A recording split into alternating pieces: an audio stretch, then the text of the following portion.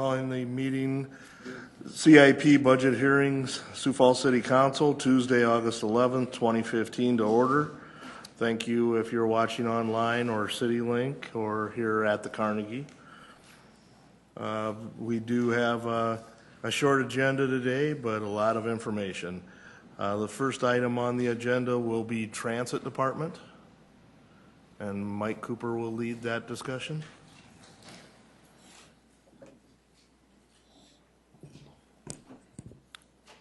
Good afternoon, council members. I am Mike Cooper, Director of Planning and Building Services, and our main presenter today will be Sam Trebelcock, our transportation planner, who has intimate knowledge about our transit system as well as the budget. But just by way of a real quick introduction, a lot of what we're going to be presenting today, we've gone through in some cases when we talked about the fare increases, so it's a little bit of a deja vu, but we really want to hit the high points again about how we envision our transit system going forward. And we again want to emphasize that what we do and what we want to do is providing a quality, reliable, safe, and sustainable service. And we need to work with you as well as the community to see how that can happen. I will say that even before we presented you with the fare increase proposals, that working with our finance team, our transportation system representatives, I think we've spent more time going over this budget than we have obviously within our own department budget, because it is important and there's some real challenges as we go forward, but I think we also have some really great opportunities. So with that, I'm going to turn it over to Sam and he can go through our key information. And we have other people in the audience today that are available if we need to answer some additional questions.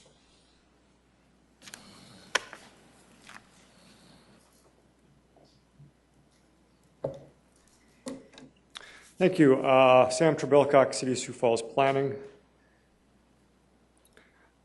going to spend some time a little bit talking about what's been going on and giving you an update on the budget, how things have been going, and also talking about the Transit Task Force, giving you a little bit of update on that as kind of required as part of those recommendations. As 2014, to show you and give you an idea what our ridership was. Fixed route ridership was at 955,357. Paratransit was 132,387 in that year. We were actually down on fixed route on paratransit. I would say some of the fixed route reductions were in part because some of the things that we did with the trolley and school services. Also, as you might know, gas prices are down. Economy's a little better. People are able to, in this case, drive their cars, or which is maybe not always what we want them to see to do, but that's certainly what's been going on. Paratransit also was down. It was down by about 10,000 rides. I'll talk a little bit more about that. So that's something that we are working towards. In part, some of the recommendations for the Transit Task Force are, I think, working. 2014 cost per ride was $4.43 for fixed route, and paratransit was $28.33 per ride. This is the Transit Task Force recommendations that were adopted last year by Council through that task force process. One of the things, as you note right away in goal number 5, is we needed to provide you a long-term financial status report as part of this budget process. We think that's important to show you where we are at in our long-term goal of making it a sustainable system. So first of all, in goal number 1, reduce the cost of paratransit over the next 5 years from 48% of the total budget to 25% of the total budget, which would really be about a $1.8 million reduction in expenses. So ask, where are we at now? Over the last couple of years, as I mentioned, we went from 142,000 ridership in 2013 to 132,000 in 2014. We're projecting to be at about 120,000 ridership for this year. We think that's about where we're going to run. That would show a 22,000 reduction in ridership, which we would see a savings of about somewhere close to about $500,000, $400,000 to $500,000 reduction. So out of that $1.8 million, we're already making a cut into it. So we are making, certainly making inroads in that process. The things that we would see coming up to continue that process, you just passed a contract for River City to be brought into Sioux Falls, which would help with agency trips that we think is really important to reducing the costs and continue to do that. We're seeing that process would take 350 additional rides off our system, agency trips, per week. And again, some significant numbers of cost savings from that. Also, a Project Car is going to be doing some rides that would typically be paratransit rides. We would look at probably somewhere in the vicinity of we're looking at 1,000 rides in a year to be done through Project Car. That's going to have some savings. So again, making those, we still have ways to go, somewhere in that vicinity of $1.2 to $1.3 million reduction from when we started this process, but we are making inroads on Goal 1. Goal 2 is to increase fixed route services by $1.6 million to provide reliable transit services to a majority of Sioux Falls residents. One of the things that we've really found is important as the community grows, even at the communities at this point now, it's important to provide additional services, additional hours, additional coverage throughout the community, just better services. One thing that we're looking at doing in this budget coming up, I'll talk more about, is looking at the possibility of a route expansion next year. And we also have, and if we stay on this, the course that we're on, we believe we will have additional, and I'll show you what those are in a few minutes, for additional opportunities for expansion of routes. Goal 3 is to foster community-based collaboration for funding an annual operating budget of $500,000 a year for coordinated nonprofit transportation effort. In part, this is what we've started to do with bringing River City into Sioux Falls. We think that could be expanded beyond just what we're doing with agency trips and take it to event trips, medical trips, doing something that is more than just a city service. This is a community-based service that all members of the community, all agencies, nonprofits can start to contribute to as a part of the process, and there can be other ways you can do it through Project Car and other places like that through the volunteer effort. So this is something that we're making inroads on, but we're certainly not have reached that goal yet. Goal 4 is to develop a multifaceted transit travel training program. We're updating that program now. I don't think we've reached that 1,000 people a year, but we are updating the program. We're looking at ways that we can operate a buddy system, which would help people one-on-one on the bus, how to ride the bus, short-term, long-term, through Southeast Council of Governments. That program is started, so we're making inroads there. So that kind of gives you an idea where we're at this point with the Transit Task Force recommendations. How are we implementing them, and how does that show up in our budget process?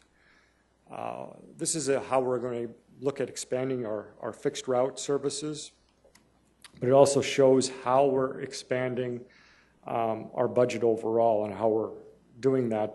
To give you an idea, the current plan forecasts continued reductions of paratransit expenses through 2019, as I mentioned earlier, and allows for fixed route growth. You hear that over and over again throughout this presentation. Is the real key to getting fixed route expansions is for us to limit our expenses on paratransit.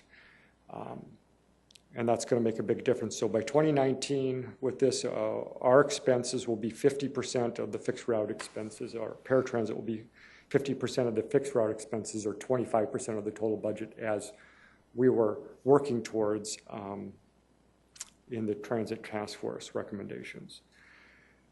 The Sioux operating budget through this process through 2026 will increase in this period from $8.1 million in 2015 to $12.4 million in 2026.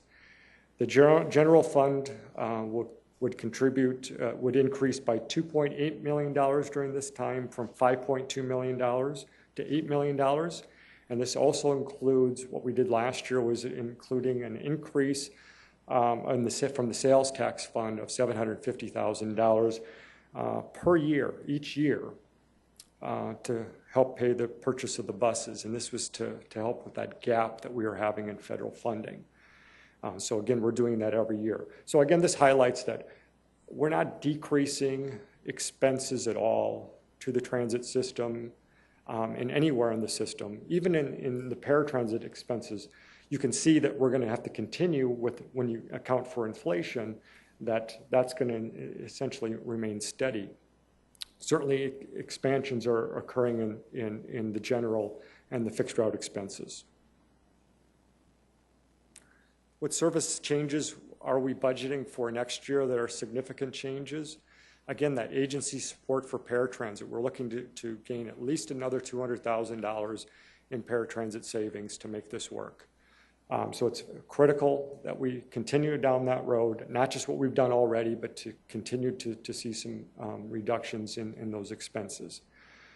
We're also looking, as part of the transit task force recommendations, we'll be ending our school services, our school services for the tripper routes, those 4 routes. Instead, we'll be focusing on those routes that go by each one of those high schools, and we've been working with the schools through that process. So the last time, this will be the last year those tripper routes would go as this budget proposes. Route expansion is included in there for $285,000. We haven't specifically identified where this would go, but one of the areas that we're looking at is the southeast area of town, which we've had a number of inquiries of. Proposed future changes, again, we would need to see additional reductions in the paratransit expenses of at least $900,000 up until 2019, and then we would see those route expansions in 2019 and 2022 that would account for another $1.2 million of expansions. Also, it's important, and we'll get into how this affects our transit fund balance, and we talked about this last week as part of the fare increase discussion. That does have an effect on the transit fund balance, and it's still an important component. So as a part of this process, this long-term budget that we've planned through and had significant help through the finance department, is we still need those proposed increases in 2018, 2020, and 2022. Those would be to the fixed route monthly pass. We went from 25 to 30. We're looking at get it up to that $40 level by 2022. So this is the transit fund balance, and it gives you a couple of scenarios, what happens if we do or don't do a few things. First of all, I would talk about that blue line. The blue line really shows you what happens if we do everything I just talked about. If we continue with the forecasted new routes and actually get the paratransit savings that we're proposing. You'll notice that it does go below the line in 2023 and 2026 a little bit. That accounts for those changes that occurred based on just that, because we didn't have the increase in the paratransit fare. So there's a little bit of a change there that we had from the last time. So that did have, because it was about $110,000, you're going to have a little bit of an effect by the end of this period. And you can see a lot of what we're trying to do through this entire process is build our transit fund balance up so that we can spend some of it down when we start to get to the point where we have some significant capital purchases that are necessary, especially near 2020 is where we start to have some significant need for replacement of buses. The other lines, the orange line really looks at what would happen if we didn't have any route expansions. And we just said, and at the same time we said, we just can't do the paratransit savings. What happens then if we just said we're just going to leave things kind of the way they are? And we would have some significant deficits by starting in 2020. Again, when you see those needs for those capital expenditures. So that really highlights the real need that we do something with paratransit expenses, regardless of what we do with the rest of the system, even if we just maintain it.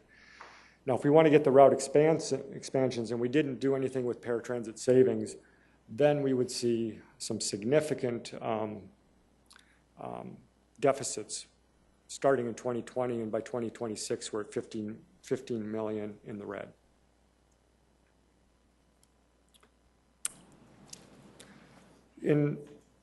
Starting next year, this just gives you kind of a rundown of what we're looking at for operating expenses. And Sioux-Tran is essentially the legal term for Sioux Area Metro, just so you kind of understand what does that Sioux-Tran mean. And the operating expenses that we would have next year is $8.3 million. Other operating is $0.2 million. Capital is $2.3 million. It's a little bit higher next year than this year. So that's part of the reason. Total uses are at $10.8 million. So it's a little bit bigger budget because of that. And fares and advertising go to that. That stays with Sioux Area Metro.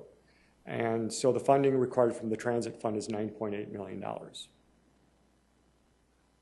So where do those sources come from? How do we pay for all this? General fund is $5.4 million. Sales tax fund is $0.7 million. That's $750,000.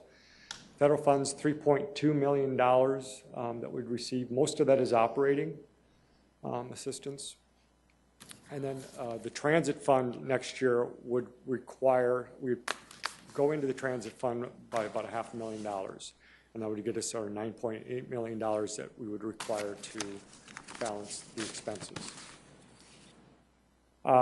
This is how that kind of runs down in percentage-wise. 55% of the total expenses are funded by the general fund,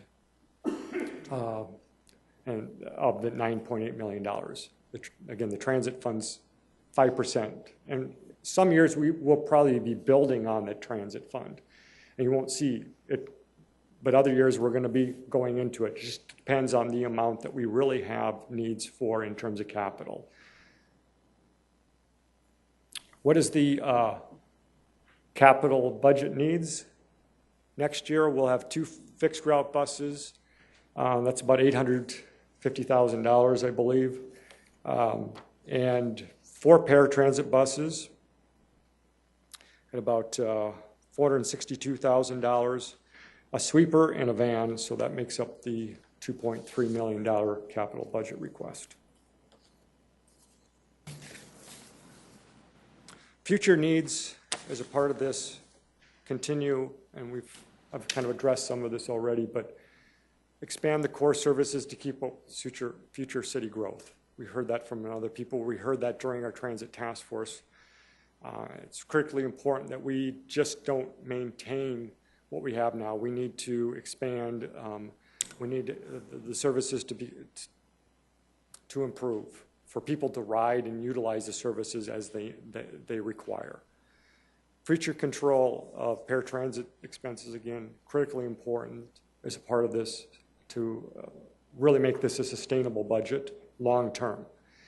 Lastly, we haven't really talked about this, but is addressing our transit facility expansion needs. We really are going to, at some time in the long term, going to need to do something with the bus garages in the offices. That's a huge ticket item. It's not something we've identified as a part of this budget, but it is something that we're going to have to look at long term. And that also, in future CIP budgets, as part of the CIP, you probably notice we're also looking at, and we're going to have other needs, such in the next couple of years, will be looking at replacing the canopy at the bus stop downtown. And that in itself costs $1 million. Things like that are going to be required as we move forward. With that, I would take any questions or anybody else that is here too. Thank you, Sam. Questions from the council? Councilman Kiley. Thank you. Sam? Considering the action that the council took last Tuesday in freezing paratransit fees at the current $2, that's 132,000, potentially 132,000 plus dollars that you will not receive from fares based on 2014. I guess, and you've talked about the route expansion depending upon our ability to cut costs, to raise the fees, to enlist private partnerships, and to increase ridership through educational programs. What kind of impact has that now had on your budget, the lack of the 132,000? Will you still be able to reach your goal of route expansion in 2016? We think we could still do the route expansion next year. What happens is that what I just showed on the transit fund balance, it does have an effect. We estimated $110,000 because, again, we see that ridership is coming down and we continue to. So we think somewhere around that number. But when you compound that over time, and then you start looking at what we have in terms of future capital needs, especially out near 2020, that's where it becomes, you start to getting a little tight on your transit fund. Actually, outwards 2023, it's really tight and you start to go into deficit. So we have to address that. I don't think there's any doubt you have to address that at some point. Otherwise, you will run into issues. And I don't question your numbers, and there's definitely a need to support our transit system. I think most of us are in agreement of that. I just question whether we need to support it to a greater extent than what we are currently. And I just want to ensure that you have enough funding to be able to follow through with the route expansion, because obviously that also affects our ability to address the paratransit needs beyond that point too. I think it's going to be more difficult to do the future route expansions as we get out to those future years. If we continue to, and this is something that we're going to continue to update every year for council. And, you know, that's something that we'll have to look more at. Yeah. Thank you. Any other Councilman Staggers? Yeah, I was just wondering, in the expansion of the fixed routes, what is the primary criteria for expanding into an area? We really look at many times, you know, the density of the area. Also, a lot of times we track, you know, what kind of requests we're getting from that area. And, you know, really just does that area have service at all? And so those are the main attributes that we're looking at. I guess one concern I would have is that the focus should be on where can we make money. Now, there can be areas of Sioux Falls where there's hardly any bus service, and it's probably good that there's no bus service because the people there probably will not use it. Right. And so it seems to me that has to be the number one priority, is where are we going to make money? Because I think it's fair to say that our subsidy of the bus service is the largest subsidy we have in the city. You know, we can talk about the pavilion, we can talk about Orpheum Theater, but this one outweighs them all. 5.4 million is a big subsidy. And if we can kind of try to focus on making money and servicing those areas where we're going to make money, because if we focus on making money in those areas that would provide us with more money, that means we're automatically going to have more people using it. Yeah, and I totally agree. That's one of our aspects is looking, not necessarily just on the money aspect, but I think the money comes with the ridership. We're looking at ways to increase our ridership. And so that's part of what we're looking at, expanding and also making some of our routes more efficient, where they would get, the most ridership for the number of hours of service that we have out on the street. So certainly that's a significant part of what we're looking at. So in other words, can we get the subsidy down? Because in the process of getting the subsidy down, presumably, we're making more money somewhere, which is good. That's what we should be doing. Yeah, I don't know, there's certainly efficiencies are a part of it. There's only a number of ways that you can go on and reduce or maintain, ensure it doesn't get larger, is trying to keep it as efficient as possible. I believe it is fairly efficient, but there's always improvements that can be made. It's also looking at how you can enhance revenue, which we talked about last week in part, and then trying to increase that ridership. So, Thank you. Councilor Urfenbach, please. Thank you. There's tons of things to talk about in terms of public transit doesn't generally make money anywhere, so good luck with that. But my questions are transit sources, the 2016 sources for income that you have on your slide about, when we talk about general fund and the sales tax fund, what's generally the difference there? I guess I always thought sales tax went into general fund, and maybe I'm just missing it. so you're looking at the general fund and the sales Why are they tax separate? Fund? Yeah, the sales tax fund is really in part being used to help with that capital. So we're kicking in money from there. So that's $750,000 to help That's pay. really- It doesn't completely pay for it, obviously, because in right. some years it's $2 million. So we're having to pay. Some comes from a little bit from federal money yet, some from the sales tax, and then some of it's coming from the operating budget. Yeah. Okay, then talk about the transit fund use of the fund balance. Remind us where the transit fund comes from. Well, the transit fund is just our balance. It's essentially our reserves that we're using. And if I start to say this wrong, finance, please come up. But it's a reserve, and we're having to build on that reserve over time. And then sometimes we're having to go into it a little bit. On heavy years where which includes next year, we're having to do more capital. And you'll see more of that occur, especially in some of the years near 2020, when we have a significant number of buses that we have to purchase and replace. So that's why we're trying to build it up, and then we spend it down, build it up, spend it down. So of the $9.8 million, that's the total budget we're talking about here, only about $3.2 million comes from federal funds. The rest of it's local.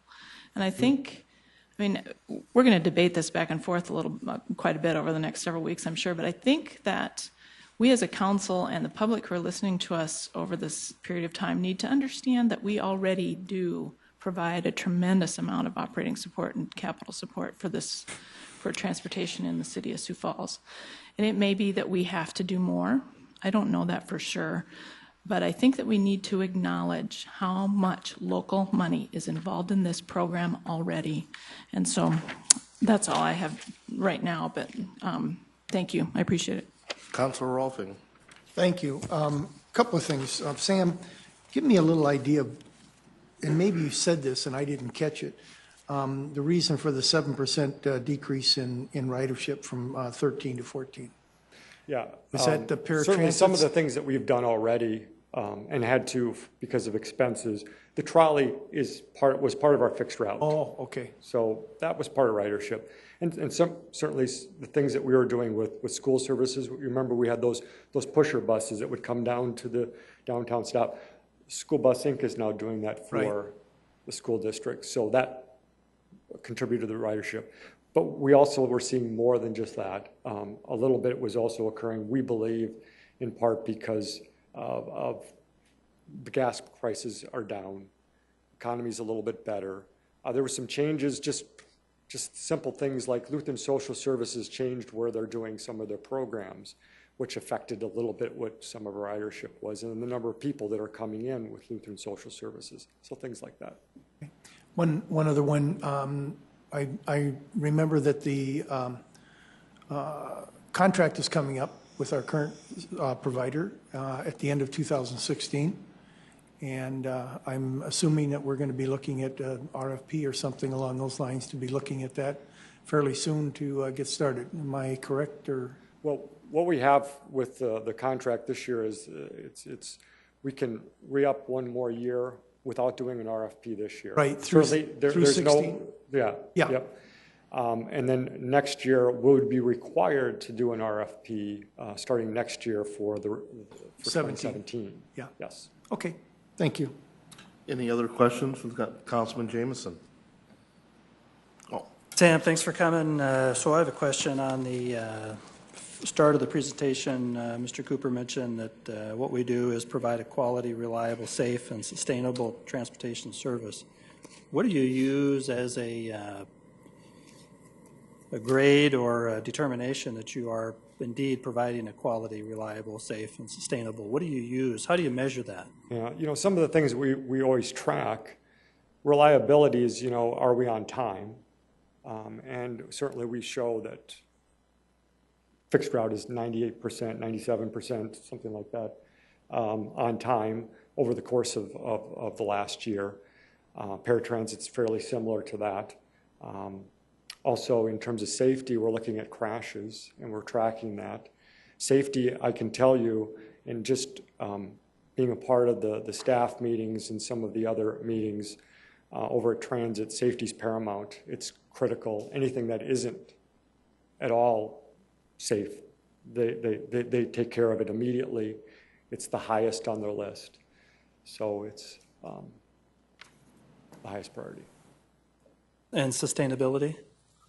Well, sustainability, I think just in itself, by improving ridership, you're providing a sustainable way to get around town, rather than getting in a single occupant vehicle.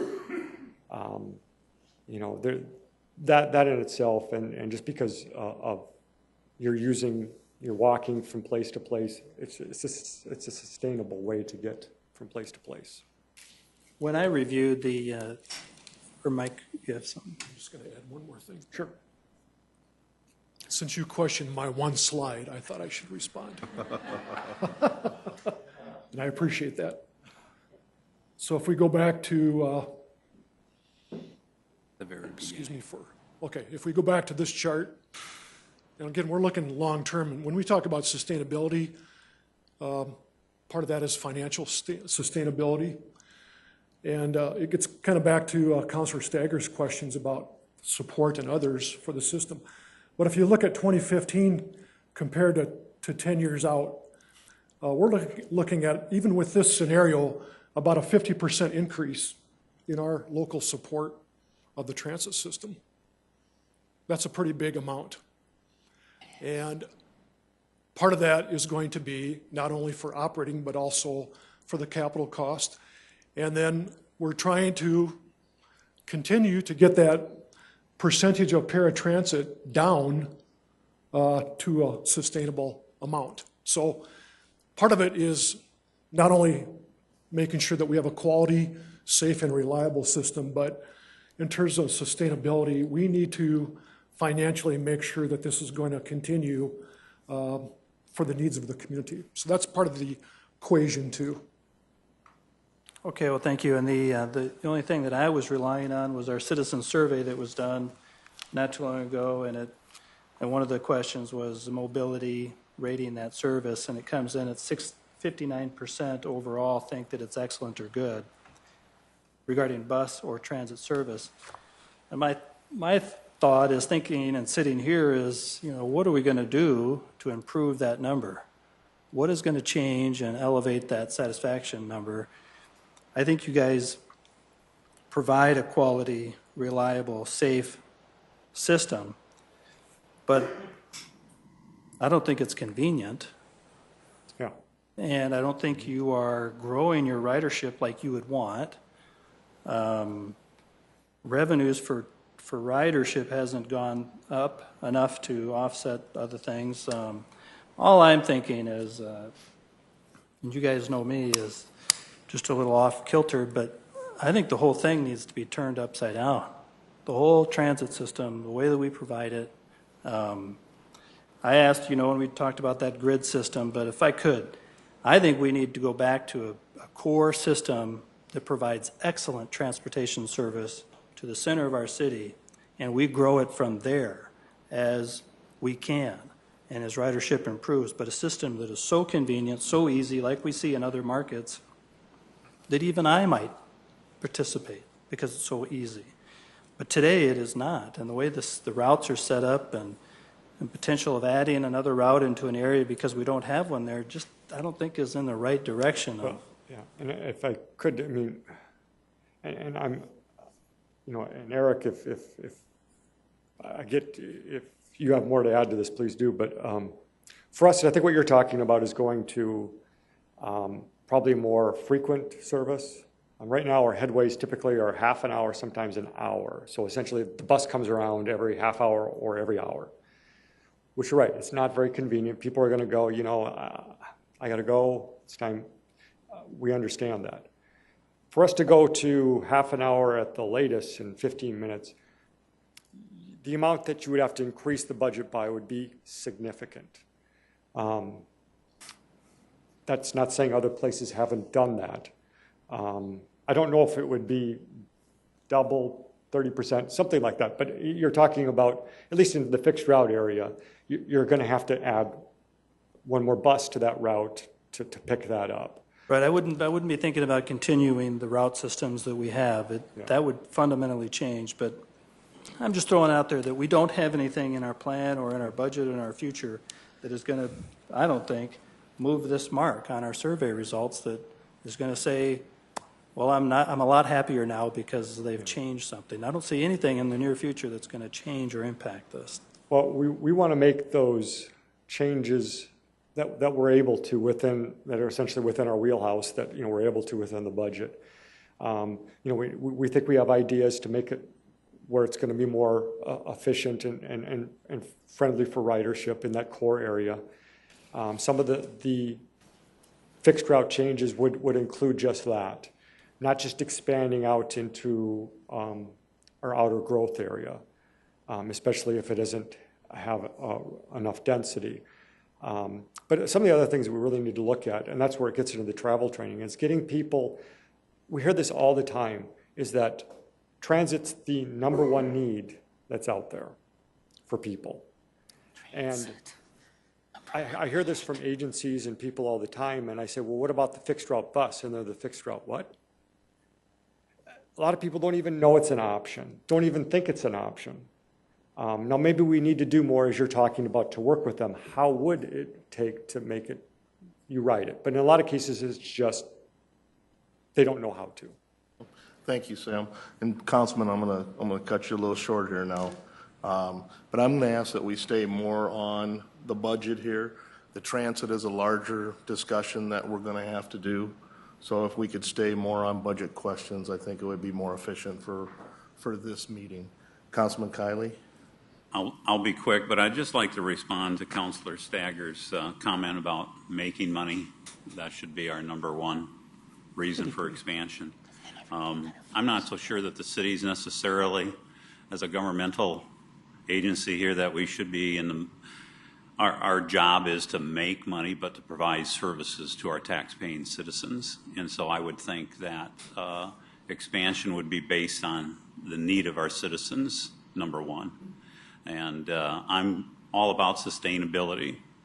And I do believe that we are going to have to start thinking outside the box in terms of providing transit to our citizens. And Sioux Falls maybe isn't as large as other areas that have more expansive transit systems in place now, but a matter of time before we get there. And the more services that we can provide to our citizens, the more opportunities they have to be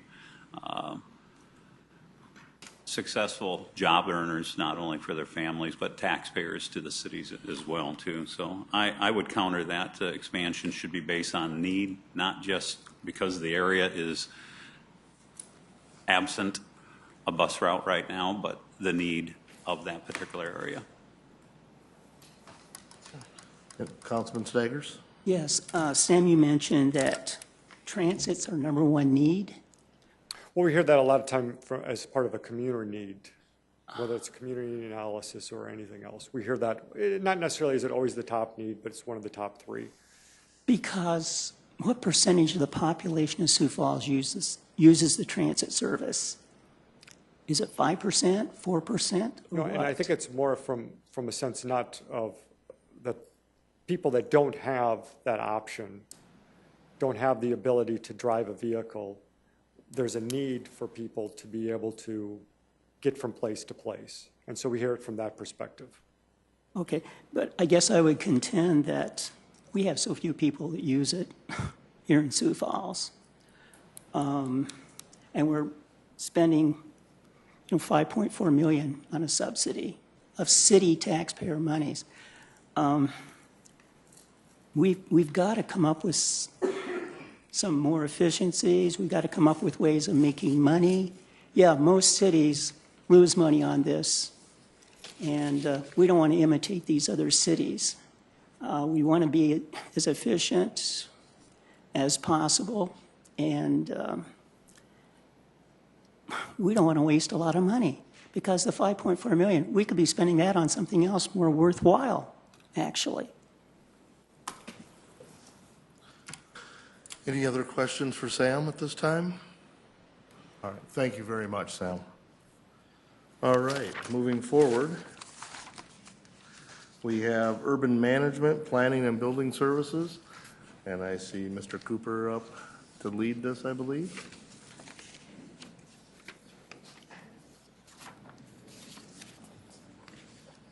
Okay, we'll be talking about our Planning and Building Services budget quickly today. We want to start out with kind of our mission statement. We have 3 divisions within our department: planning, zoning, and building services. And when we talk about, okay, what is it that we do for the community? We look at managing the orderly development of our city. We look at ensuring public safety in the building construction and maintenance. And we look at overseeing the protection of property. Those are the 3 key things that we're responsible for. One of the unique things about our department, maybe a little bit unique, is that we're also involved in providing staff support for 12 different advisory boards and commissions. Each of our 5 major codes have an advisory board, a board of appeals for the building code, property maintenance code, plumbing, electrical, and mechanical codes. So each of those 5 has an advisory board appointed by the mayor and city council. We have our zoning board of adjustment. We have our planning commission. We also help staff the visual arts commission, the board of historic preservation, the public transit advisory board, and then we also have 2 other kind of unique ones, which is our city naming committee, which is not real active, but it has been recently. And then we also have Jeff Schmidt. There he is. Jeff Schmidt is actually the city liaison with the Sioux Empire Fair Board. So very involved with that, and just came off a very successful fair. So as we talk about orderly and efficient development of the city, in 2014, we completed 3 requested plans and reports within our own staffing resources. The average time of development plan application to planning commission hearing was approximately 34 days. And we also try to focus a lot on educational outreach, such as when we do our 3-year code cycles. We're going to be coming up again this year for some of our I-code amendments. Our land management, our InterGov system, which we rolled out last year, and then working with our Shape Places zoning ordinance and looking at how that's being implemented, as well as the need to update that.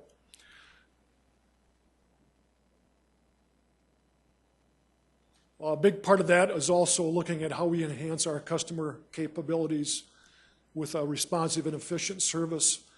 We still provide a residential building permit within 1 day from application. And we still provide a 1-day inspection for non-residential. When you request an inspection for a non-residential to the actual inspection, that's that 24-hour rollover period.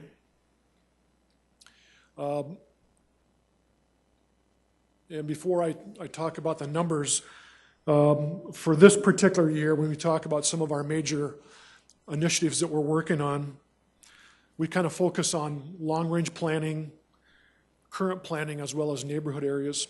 So things like the bicycle plan that the council just recently approved was one of our planning documents. We're helping with other city departments on the long-range transportation plan update. We're working on some of our major annexation areas. We're working on amendments to the zoning ordinance, the floodplain map review process. We're also working on some downtown design standard updates. So we get involved in a lot of different initiatives, both within our own department as well as assisting other city departments on projects. So as we talk about construction permits, which is one of our metrics, our indicators, this is the 3-year comparison through the end of 2014. And we typically focus on the valuation, which is important, and the type of projects that we see in any given year. But what I want you to focus on as part of our discussion today is the inspections. And you can see how that has continued to go up from just over 43,000 inspections in 2012 to about 57,000 inspections last year. Last year was a little bit of an anomaly because of the roofing permits and inspections that we did, but still, as an example for last year, and I can put this on a slide too so you don't have to remember it all, we have 5 building inspectors. Last year performed just under 20,000 inspections. We have 3 property maintenance inspectors that last year did just under 6,000 inspections. We have 5 electrical inspectors. Last year did about 11,500 inspections. We have 3 plumbing inspectors that did over 9,000 inspections last year. 3 mechanical inspectors that did just over 9,000 inspections. And we also have our code enforcement officer who works not only with our department, but all other departments involved with code enforcement in terms of going out and inspecting complaints. And that was about another 1,500 inspections that we did last year. So it's a variety of things that we get involved with, but it's not just the number of permits, the amount of construction valuation, but doing those field inspections for various types of the code requirements. In terms of our overall budget request for next year, primarily operating $5.7 million. We have a small amount of capital for some vehicles. And so our total investment that we're asking for your support is $5.8 million. The operating revenue for next year of $5.7 million. We're very, again, somewhat unique in that as you look at the different kinds of licenses, permits, and other revenue that we generate, our dependency on the general fund is probably not as great because of that, our ability to have that other sources of revenue. So when you look at these projected revenue areas, it represents about 62% of our total operating budget comes from sources other than the general fund, 62%. About $3.5 million in revenue and about $2.2 million would be from the general fund.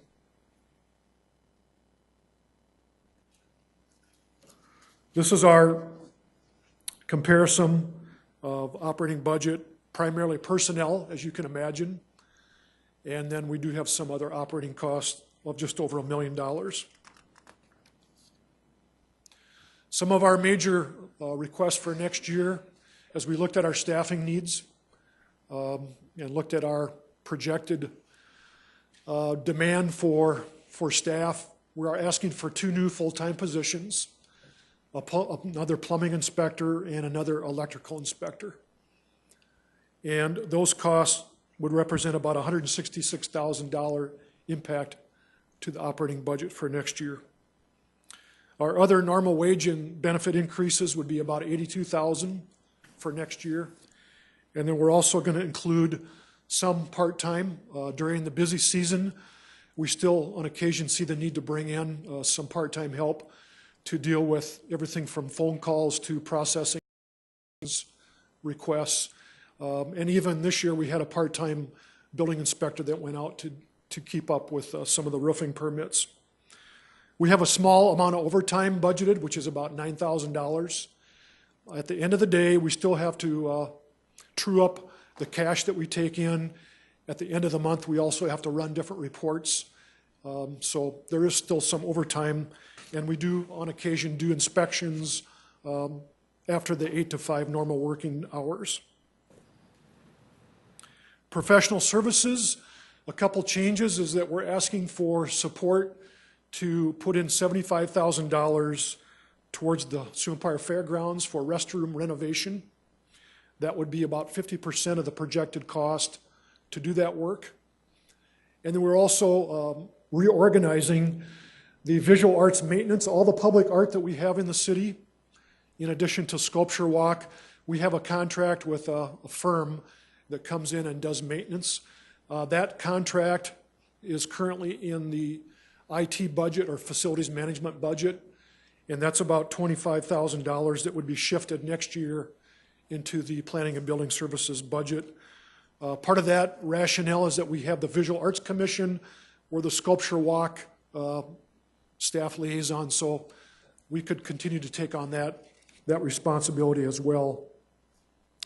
Other rentals, technology and fleet charges, $99,000, and then repair maintenance, $7,000, supplies and materials and other, add up to another $14,000. So that gives us our operating budget request of the $5.7 million.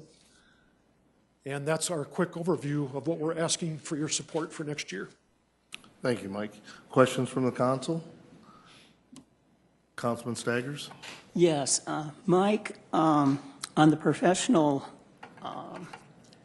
side of the budget, the county expo restrooms, see, was that $112,000 we're giving them? It would be a total of 75, Excuse me. which would be 50%. $75,000 is 50% of the projected cost of the project. I guess what I'm asking is, what kind of criteria did we use for that?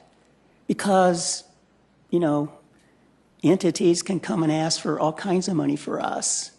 And, you know, a lot of people would say, hey, it's nice to provide for some of the restrooms out there at the fairgrounds. But, I mean, why did we decide to give them $75,000? We have been supporting the fairgrounds for a number of years with everything from police assistance to asphalt to cleanup. And we've just utilized city resources to do that. I think as the fair is looking into the future for their sustainability, and when you look at the impact on the city of having the fair each year, it's a pretty positive impact financially on hotels, restaurants, other businesses. They're not able to collect sales tax. So with that discussion, it was just what can the city do to continue to help support the fair because they do have a positive financial impact on the community. Yeah, because like we've mentioned before with the transit system, the subsidy we provide for the transit of $4.4 million, we could have used for doing other things in the city. And $75,000, granted, is not $5.4 million, but we could be doing something else with the $75,000. And some people might argue we could spend that $75,000 on something better than a restroom. And I think some people will have to come back and say, is that a city council vote that we're going to pursue or not? So, yes. Okay. It's a policy decision that you as a council are being asked to provide. If I may speak to this, Council. Councilman Staggers, some of the things that the Sioux Empire Fairgrounds also does for the City of Sioux Falls is some of the reasoning that we're looking at here to do some assistance back to them. They allow Sioux Falls employees, police department, fire department to train on their facility and everything when they could maybe be able to rent some of it out. And our firemen and police do train there extensively. And there's other things that they've allowed the city to do on that property. And we've looked at this as just sort of an in-kind work that we've been doing out there to help improve the fairgrounds, improve the activities that happen out there, which always increases our sales tax revenue also. So it seems like you might be indicating that we get more than our $75,000 for the restrooms out of these other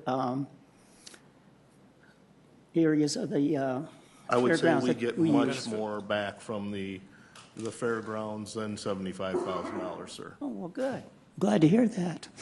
Sorry, Councilman Rolfing. I just wanted to thank you. You're the, Mike. It's all right. You're I've the been only called other one. things. You've been, you're the only one who put, right now, so far, put the page number in our book on your slides. Oh, really? Well, that was the Very- finance. Very that, good. so. Not everybody can. Okay, thank you. Councilor Erickson. Thanks, Mike. Just quick question. As we are moving forward, this is no surprise, and you're going to know exactly probably what I'm asking because I ask you this probably every time I see you. When can we expect the online capabilities for contractors to go in and check their building permits, et cetera, as they move forward? Because they had that before. Yep. They don't have it anymore, and they are chomping at the bit to get it Yes, done. with our InterGov system, we're going through phase 1 now.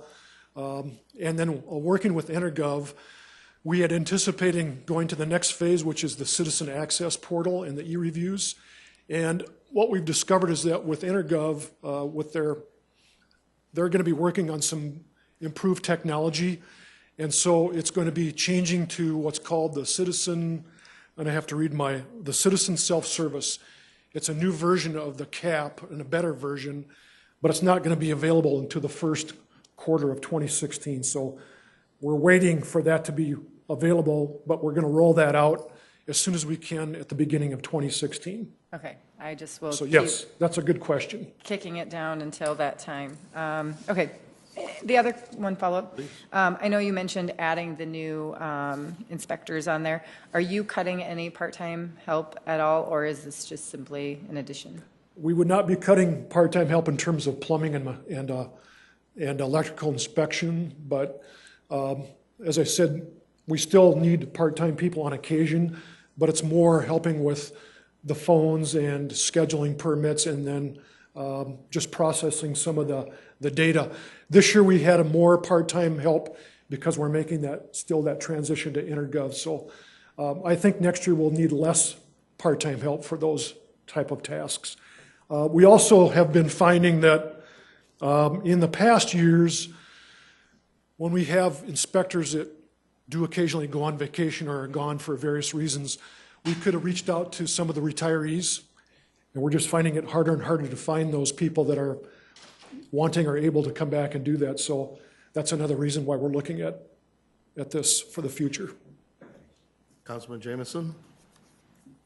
Right, I wanted to ask about the 2 new positions as well, plumbing and electrical inspectors. I guess you answered a few of the questions about what was your criteria for determining that that's where you needed the people. Over the years, you've had a couple of years that were just monsters as far as building permits and inspections and things. What are these people going to do when and if things slow down a little bit and you're back to where you were with the same numbers? What do you do with these people? Yeah, I think that's the question that we probably have been getting almost every year. And it's a fair question because obviously you have to look into the future and make your best forecast, but the future is not always completely crystal clear. But I think all that we can do is go back historically that even during the recession, our numbers stayed pretty strong. We did not lay off anybody citywide. The number of projects still came in strong, and the number of inspections still came in strong. So if that were ever to happen, that we would have a catastrophe in terms of the local economy, I would say that over the next 5 years, particularly within our department, we see a lot of people that are going to be retirement eligible. So we would be able to make decisions on a year-to-year basis that if that scenario would play out, then would you replace those people or not? So I think that's going to be our process that we would use to to protect that. Thank you. Any other questions from the council? Seeing none, thank you, Thank you for Mike. your support. All right. There you go. Next item on the agenda will be our libraries. We have Jody. Do a little adjustment here on the mics. Hi, I'm Jody Fick, Assistant Director of the Libraries, standing in for Mary in her absence this month. Get started with our budget presentation. Just a brief library overview. The library, our goals with this budget are to continue delivering current and relevant materials, to provide fast and efficient service, continue promoting reading, learning, and discovery, and to expand access to the library services. Siouxland Libraries currently operates in 13 locations and a bookmobile. We have 101,000 active library card holders who last year checked out nearly 2 million items. We had 1.3 million visits. So we're a very, very busy library system. The 2016 budget request will allow us to continue to provide current and relevant materials. In 2014, the results were that the average citizen checked out 9.6 items. How that compares on a national level, nationally it's usually right around 8 items per person. So Sioux Falls and the Siouxland area continues to love their library. We spent $3.58 per citizen on materials in 2014. That was a slight decrease from where we were at in 2013, where we were at $3.75. Some of that has to do with the population growth of the community that is actually exceeding where the materials budget is holding at. The materials budget is keeping up with what we feel like we need to be current and relevant. It does continue to be challenging because we have to purchase in a wide range of formats. So now, in addition to your print, we'll buy a large print copy, and we buy an audio copy, and a downloadable copy, and a downloadable audio copy. So where before you'd get one version, we're now purchasing 5 different versions to fit the needs of what the citizens want.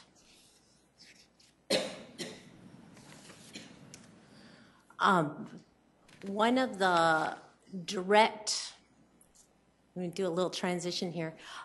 Last year's budget allowed us to purchase our automated materials handling system and to switch over to our automation with a lot of RFID. So we've been able to move our staff away from the handling of the books, the checking in and the checking out, to actually doing more programming with the citizens. In 2014, we had 440 adult programs with 2,446 individuals. This is double the number of adult programs that we were able to do in 13. In 14, we also did the Geek the Library presentation, where we did a lot of studies with the customers as to what types of programs they would like to have. And so we're continuing to expand beyond authors, as you see in the picture, to more on computers, film series, how to garden. We just did a program on how to use a fire extinguisher. So they're learning that from the fire. They're also learning it at the library. For teens, we have dramatically expanded our programs. Our attendance increased 234%, more than doubling how many teens are now coming into the library. We have created a number of teen advisory boards so that the teens are actually giving more input into the programs that we're doing. And we have done a lot of school partnerships. With children is our bread and butter when it comes to programming. We've always been very strong in children. We have done a little bit of a switch in our focus to really aim in on early literacy skills and learning. We, for the past couple of years, have done a We Play and Read Fair in May, which is aimed at our preschoolers. This summer, we have expanded our summer reading from, instead of just focusing on reading during the summer, to be reading year-round. We have added the 1,000 Books Before Kindergarten program, which encourages parents to read 1,000 books with their child before they enter kindergarten.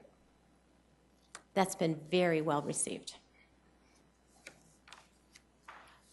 Now the budget.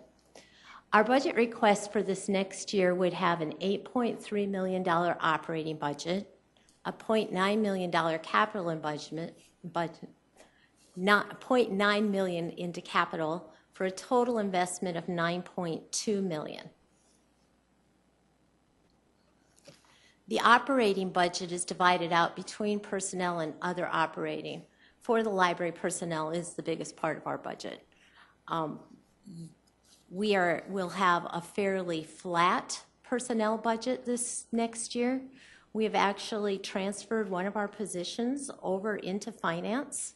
With the change with Munis, one of the people who did a lot of our bill paying within the library is now over in the finance department taking care of that. We do have a slight increase in our part-time help, and that is in the facility staffing. The other operating, the majority of what you're going to see there is for considerable renovation of the Cayley branch, and I'll give you more information about that further in the presentation. So now the budget. The budget in 2015 was $7.1 million. In wages and benefits, we're asking for an additional $67,000 to cover the regular COLAs and that a little bit of additional in the part-time. Professional services will have an additional $43,000. Most of that is going into our Reading Bridge and Family Place Libraries programs.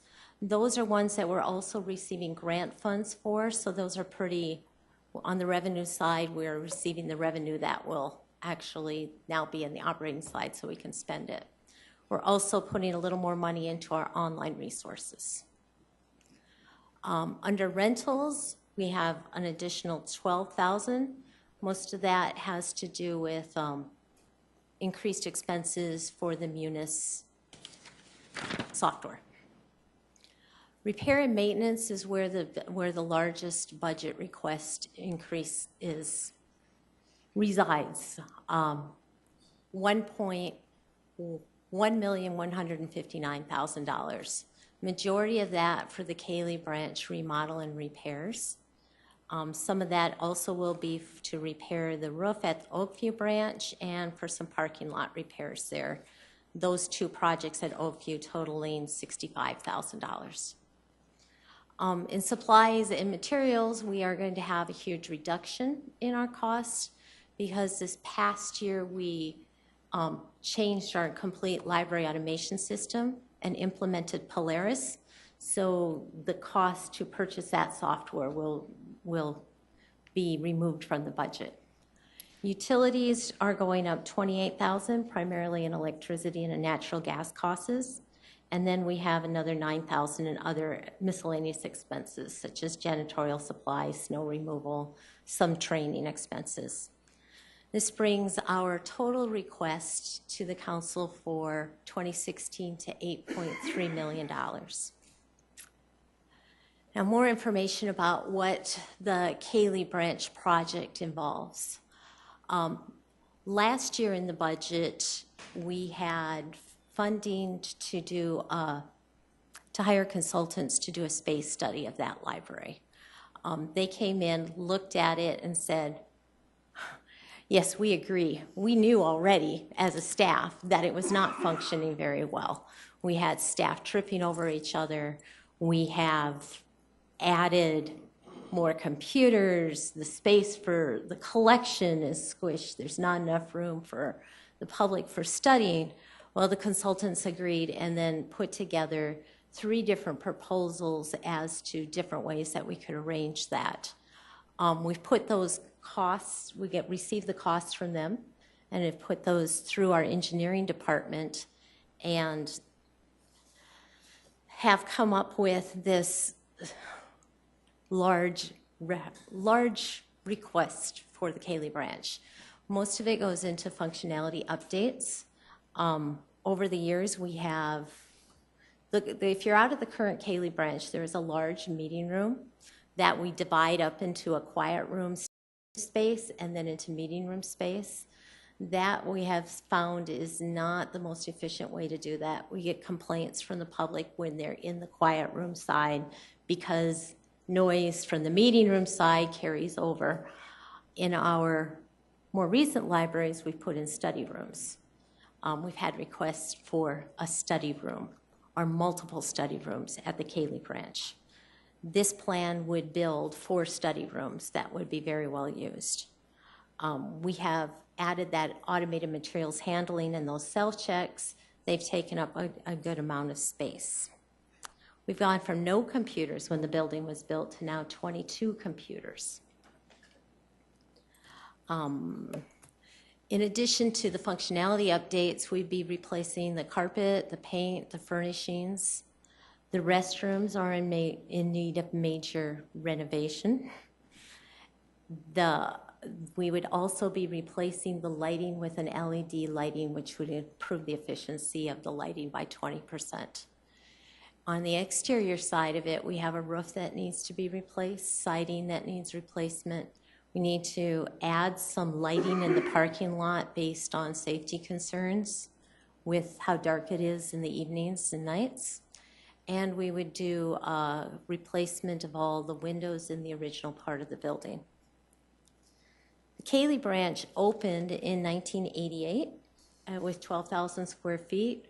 We did do an expansion on that branch that in 2002 and added another 4,500 square feet, which is where the children's collection is currently at. Other than that expansion, we've done no major repairs there. The Cayley branch use is very similar to our downtown library. The actual circulation at that facility is 20% of the circulation of the entire Siouxland library system, running the same level as downtown. On the capital program, our capital budget request is for $905,000. Majority of that would be for our books and AV materials. We would also be replacing our courier van that goes between all of the libraries and makes daily deliveries. We'd be replacing a microphone, and it does include the LED lighting and the windows at the Cayley branch.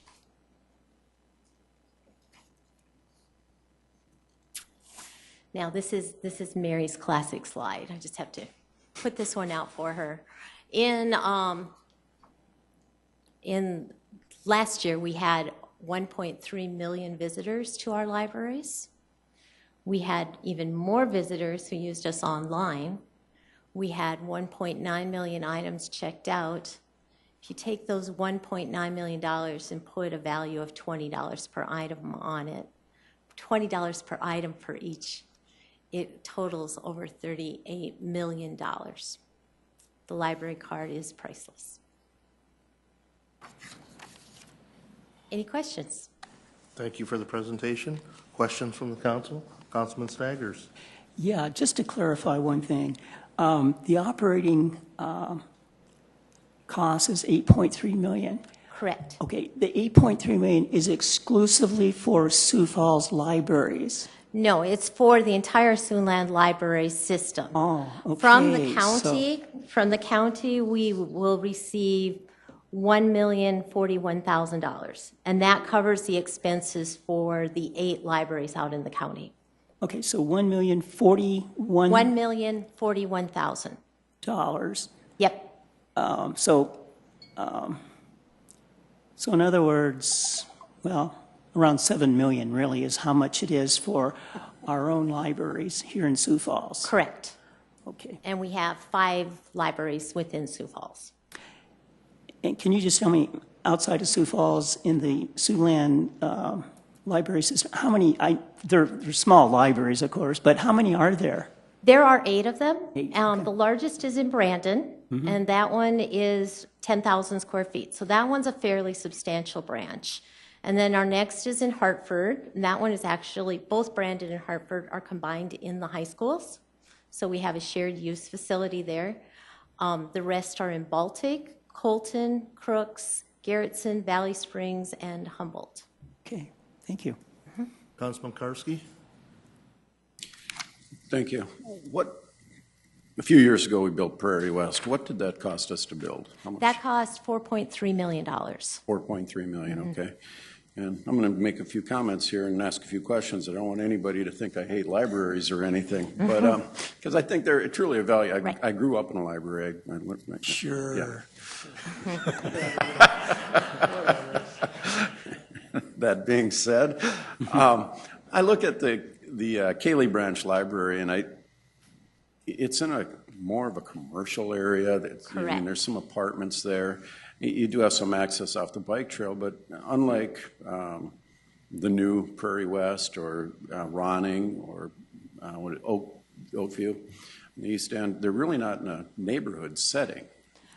Right, but the location is even, I mean, we like to put our branches in neighborhoods, but that location is actually even, I wouldn't say better, but when you say the Cayley branch, you say by the mall, everyone knows where it's at.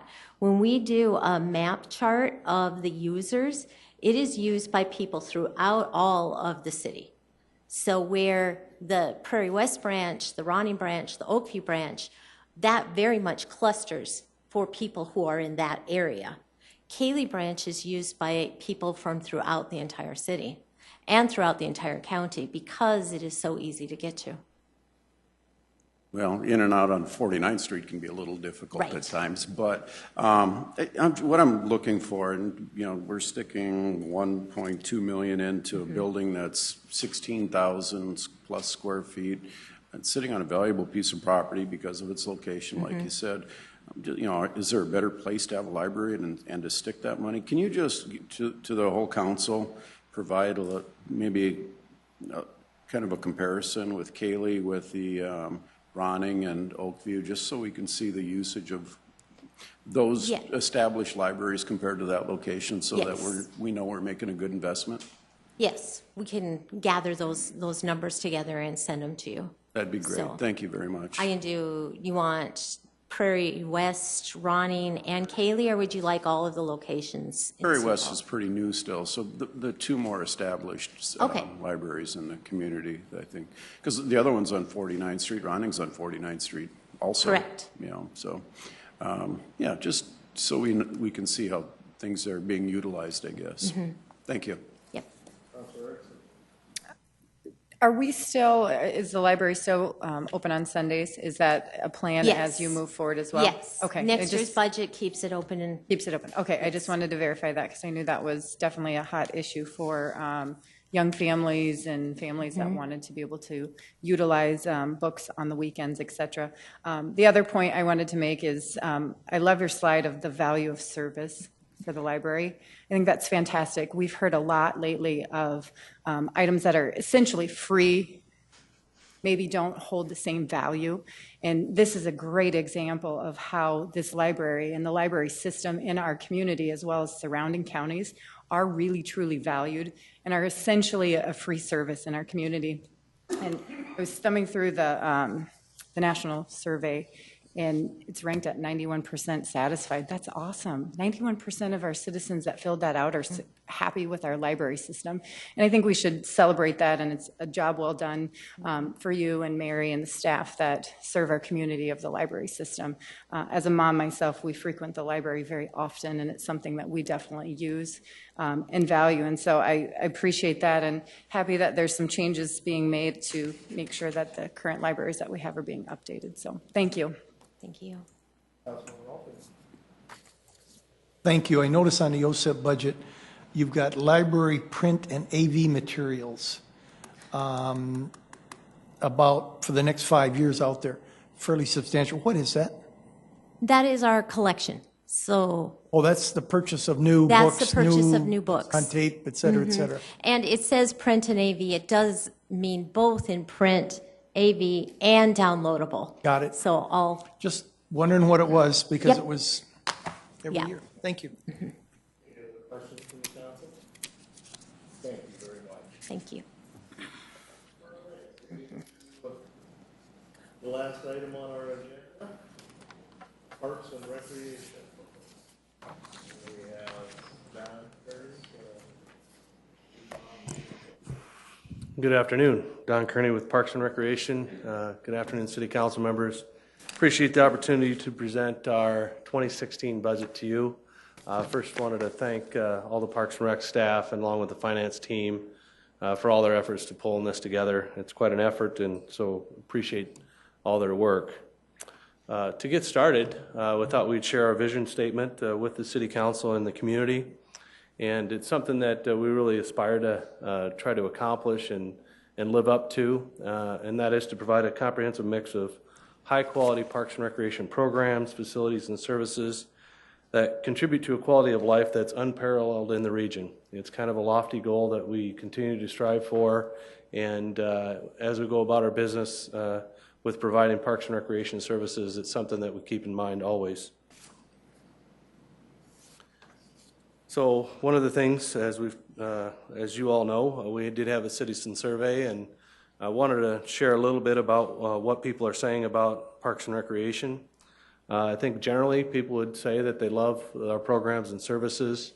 9 out of 10 residents think our Parks and Recreation are top-notch, and 8 out of 10 residents think our recreational opportunities that we offer are of high quality. The other thing we wanted to do is go through a little bit and give you an update on things that are happening in 2015, and then ultimately identify some goals and outcomes that we'll be working on in 2016. Happy to report that this year we will be reaccredited through the national, on a national level. CAPRA stands for the Commission for the Accreditation of Parks and Recreation Agencies. For those on the council that weren't around in 2010, that was the first year we were ever accredited, and we became the 90th Parks and Recreation Agency in the country to become accredited. And so what we did this spring with our accreditation team is had them come back to get reaccredited. Over those 5 years, the standards change that we must provide evidence of compliance for. And so currently, we're, again, in very elite company. We're one of 139 accredited agencies nationwide out of an estimated 14,000 agencies. And so less than 1% of all agencies are accredited, and we're very happy to be one of those. One of the other things we share with you that was critical as part of the accreditation process was the Comprehensive Park System Master Plan. It was one of those projects that we undertook because it was required for accreditation, but also that it gives us a great planning tool going forward. And then also as part of that accreditation process, we really develop a much more robust marketing plan. And so we were able to accomplish that this year as well. Obviously, the Indoor Aquatic Center, the design and the construction has been started. Obviously, it's been a long time coming to provide that new facility for our community. They've been asking for a very, very long time. So we continue to work on that. We have planted more than 750 trees this year and over 21,000 annuals and perennials across the city to beautify our city. The ice storm and some drought years that we've had have kind of taken a toll on those trees out there, and so we continue with our planning program. The other thing we're working on is completing a comprehensive parks and recreation site evaluation for 50% of our parks. What we used to do is go out each year and actually visit every single park in our entire park system and look at every facility with a team of police department representatives, ADA representatives, city engineering, recreation staff, our park operations staff, to really take a comprehensive look and actually have boots on the ground in each of these parks. Unfortunately, the number of parks has grown, and so we're not able to get that done in 1 year, so we split it up into 2. And so over the course of this year and next year, we'll have been in every single park in our entire park system, and we have a checklist of all the things that we're looking to evaluate. And then about every 5 to 7 years, we actually go out and do that over again. And it gives us great information as it relates to putting our operations budget together, as well as our capital budget. And you can see some of the things that we look at: recreational programming, ADA, risk management. You know, I mentioned the law enforcement is with us, looking at lighting and security, and then all the park amenities within those parks. I would tell you that activity remains strong. We have held 242 in 2014, which is triple the number that we had in 2011. We've partnered with over 25 agencies to offer recreational programs.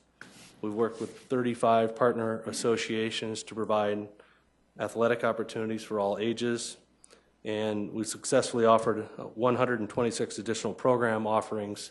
And we think 2015 will even be stronger than we had in 2014. So I'll look ahead to 2016. We certainly, the top of our minds is successfully opening our new indoor aquatics center. Again, it's important that we get off to a good start there. Everything from staffing up that facility to equipping it to learning how all the work within that facility so that when it comes time to open that facility, we're ready to go.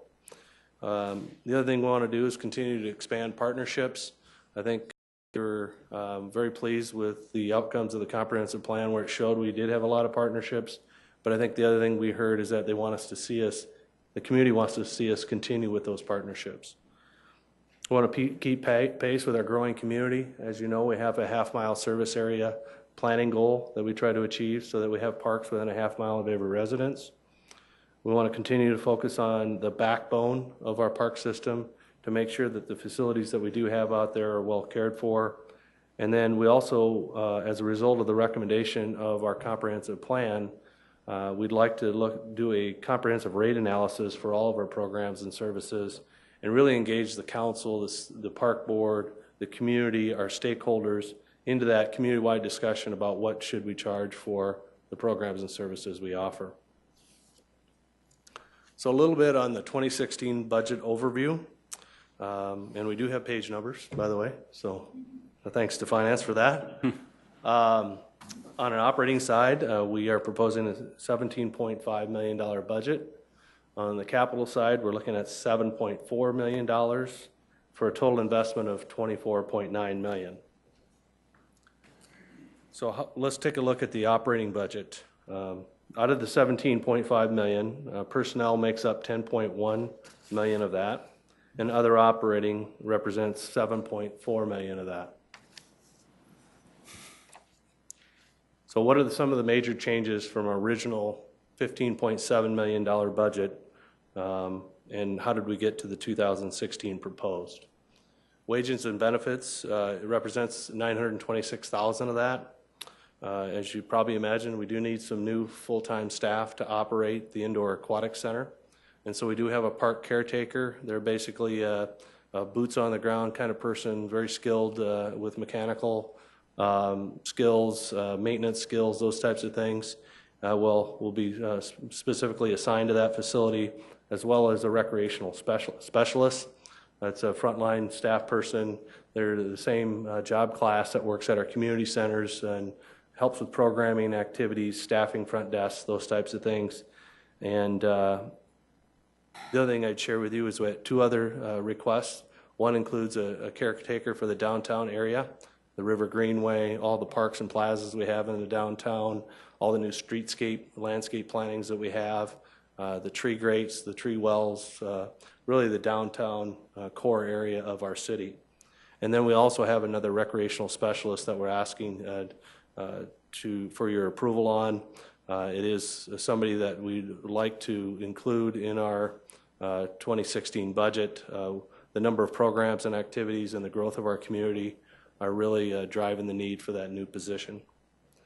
The other thing as part of that is that we have a part-time wage adjustment. I think we all know the struggles businesses are having trying to recruit part-time staff. What this would do is allow us to try to keep pace with what other employers of part-time staff are charging. And the other thing that we do have in there are part-time staff for the new indoor aquatic center. You know, as with most of our pools, they're all staffed with part-time, but in the case of the indoor, we do have some full-time staff, but we also rely heavily with all the lifeguards and swim instructors. We'll rely heavily on our seasonal workers for that as well. Professional services, as I mentioned, we did do a marketing plan this last year as part of our comprehensive plan and our accreditation process. And one of the things that we heard over and over again in our stakeholder meetings, both in the comprehensive plan and with our marketing plan, is that we need to get the word out better about the programs and services that we offer.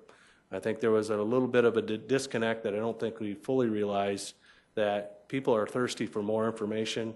They love our activities guide, but they'd like to see more in the way of advertisements about our programs and services, more use of social media.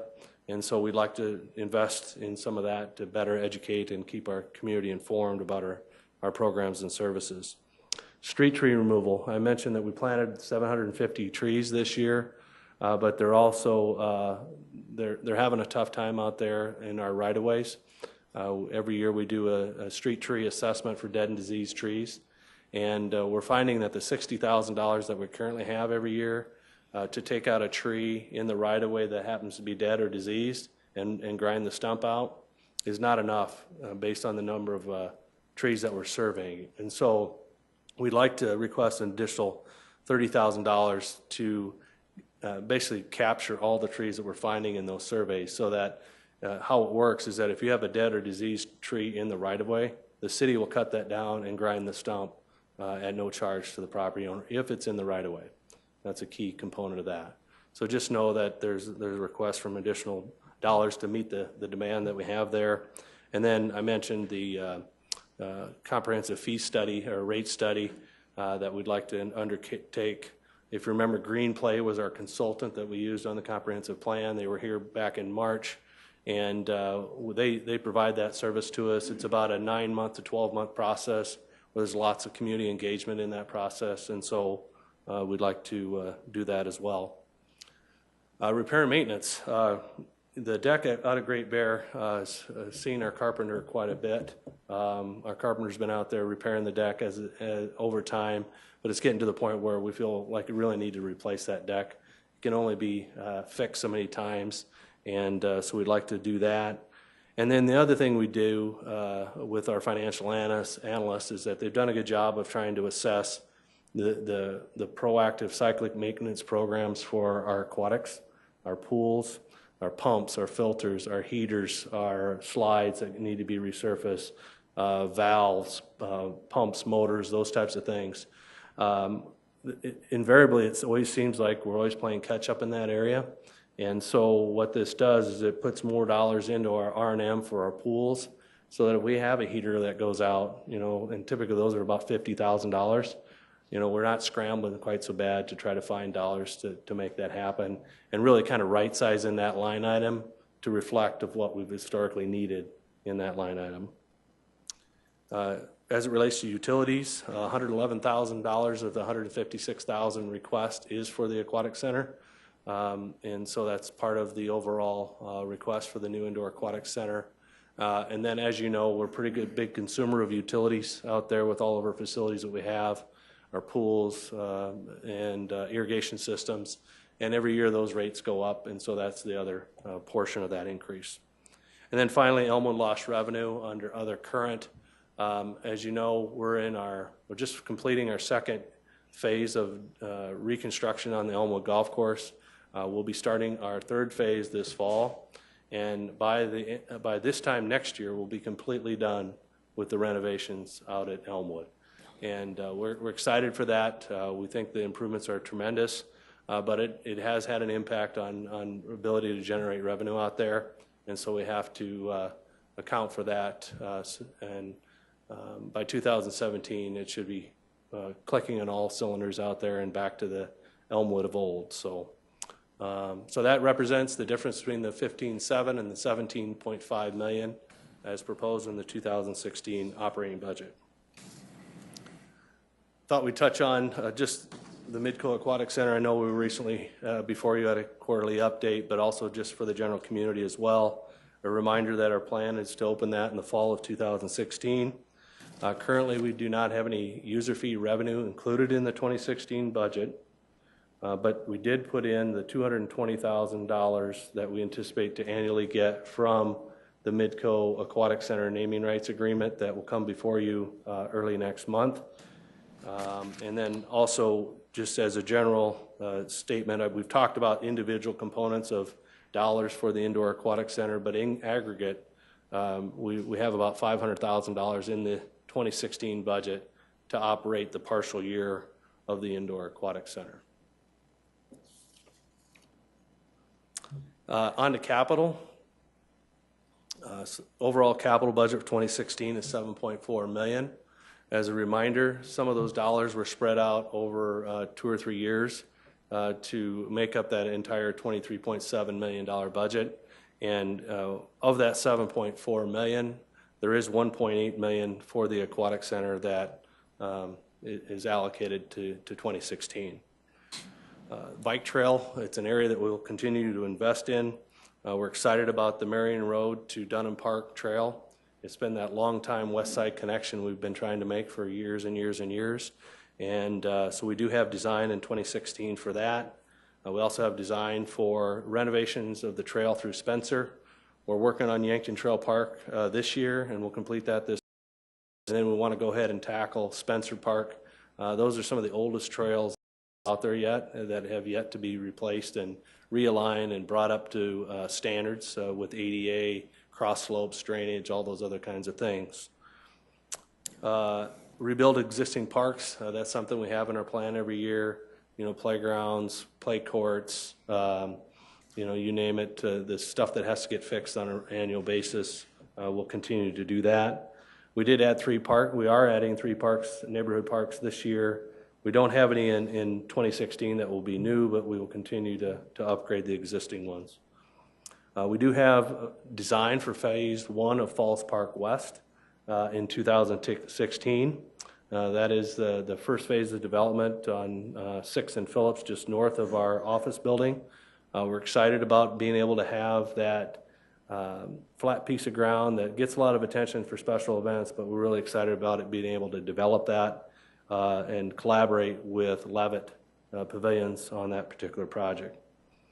And then Sanford Sports Complex. Some of you were on the council at the time where we invested in the Sanford Sports Complex, the junior football complex and athletic fields.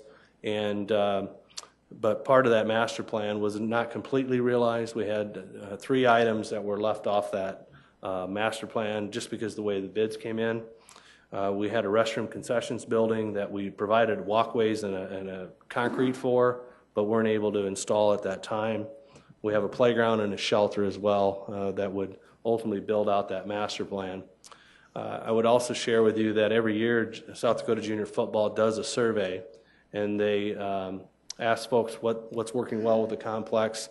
I would tell you that the amount of use and the amount of rave reviews that we've had on the junior football complex has been incredible. They just love the new fields compared to what they used to have at Riverdale. But one of the negatives that we're getting is that we need more restrooms, we need better located restrooms, and they would like permanent restrooms because of the number and the volume of people that are out there on any given day. So that's a key component of that Sanford Sports Complex improvements. Looking forward into the next 4 years beyond 2016, we do have money in the budget as proposed for the River Greenway Phase 3. We have not specifically identified where that might be. We know there's a lot of activity on the West Bank being considered for development along the River Greenway, and so, but we do have money in to do Phase 3. Falls Park West, again, I mentioned Levitt. We're excited about this public-private partnership. I believe many of you have been briefed by the local Levitt Sioux Falls group that is really championing this project. We're excited about what that can mean for downtown, for Falls Park, for the whole area. By building community through music is really the mantra, and we really think that can be a great investment in our downtown. I would tell you that Levitt Sioux Falls is working very hard to raise money and match city dollars to the extent that they can. The city currently is proposing $2.5 million in sales tax dollars, and the Levitt dollars are expected to be north of $2 million themselves. And so we're really excited about that public-private partnership. Neighborhood park improvements going forward, you'll see Van Epps Willow Ridge, which is adjacent to Fred Assam Elementary, out on the northeast side. Lean Park and Judy Estates are all in the 17 to 2020 years. Trail improvements, I mentioned we had design for Marion Road to Dunham Park. Those trail improvements are included in the 2017 year, and Cherry Creek Trail, the one that goes from Legacy Park up to Maple Street and then ultimately up to University Center, is in 2019. Explorer Community Center is scheduled for 2019.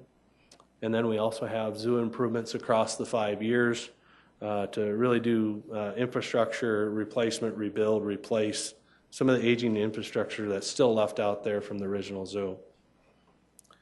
Terrace Park will be 100 years old next year. 100 years centennial celebration is being planned. We're working with the neighborhood association to plan that event. And as part of that, we want to install a shelter and a marker commemorating the 100-year anniversary like we've done with McKinnon and Sherman Parks. And so we're excited about that. But then the bulk of the improvements for Upper Sherman, the master plan we have for that area, is being considered in 2020. And then the final piece that I'd share with you is the Great Bear lift replacement. The lift is the original lift from back in 1980. We believe it's about 35 years old. And it is one of those pieces of equipment that is starting to get hard to find replacement parts for. We have it inspected and gone through every year by experts that verify the safety and condition of that facility, but they do tell us that it is nearing time to start planning to get the facility replaced. So a couple of notable changes that we share with you.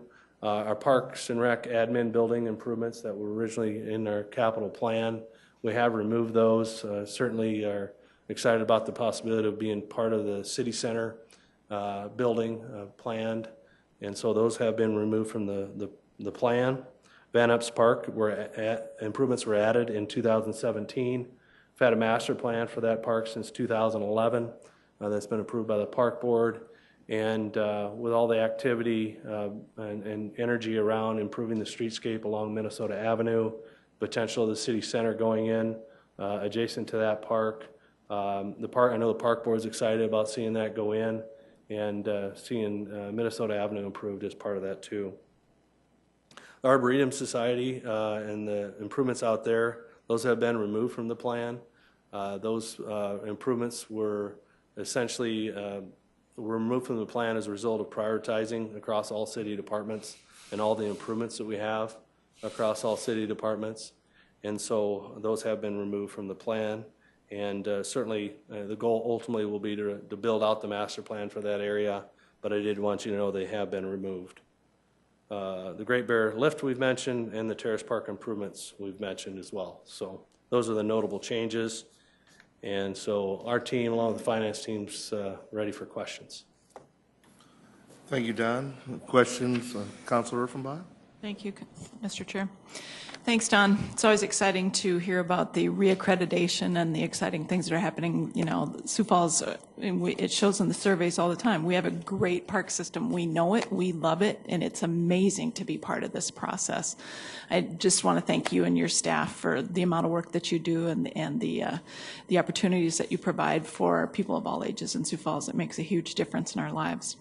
I do want to talk about those cuts just a little bit, the changes that you talked about at the end of your presentation. I want to talk about that philosophy behind removing such a large project as the Mary Jo Wagner Arboretum project has been over the years. You and I both were involved before that was a thing even. And now it's moved down the road and it's growing and it's expanding, and cities put a lot of money into it, private partnerships have put a lot of money into it.